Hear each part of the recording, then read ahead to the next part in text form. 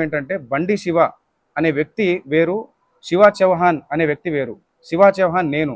ఈ బండి శివ అనే పేరుని తీసుకొచ్చి శివ చౌహాన్ అని చెప్పేసి మొత్తం ఈ ట్రోల్స్ ఎందుకు జరుగుతున్నాయో మాకు అర్థం కావట్లేదు.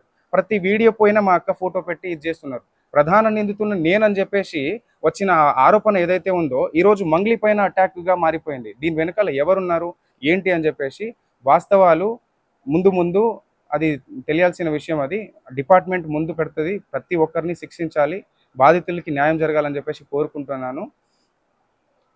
సో, మొదటిగా ఏదైతే మాకు పరువు నష్టం కల్పించిన ఈ ఈ ఈ మన సుబ్బారావు అడ్వకేట్ ఏదైతే చేస్తున్నాడో ఆరోపణలు, అవంతా అవాస్తవాలండి. దయచేసి ఆయన ఆయన చేసే ఆరోపణలు ఏదైతే ఉన్నాయో, అవన్నీ జనాల్ని పిచ్చోల్ని చేయడానికి ఈ మీడియా మిత్రులకు గూడా మోసం చేసినట్టు తెలుస్తుంది. నేను ఖచ్చితంగా చెప్పగలుగుతా. ఎందుకంటే రేపటి రోజున ధర్మమే గెలుస్తుంది. రేపటి రోజున ధర్మమే గెలుస్తది. ఈరోజు ఈయన చెప్పే ఆరోపణలు ప్రతి ఒక్కటి టార్గెట్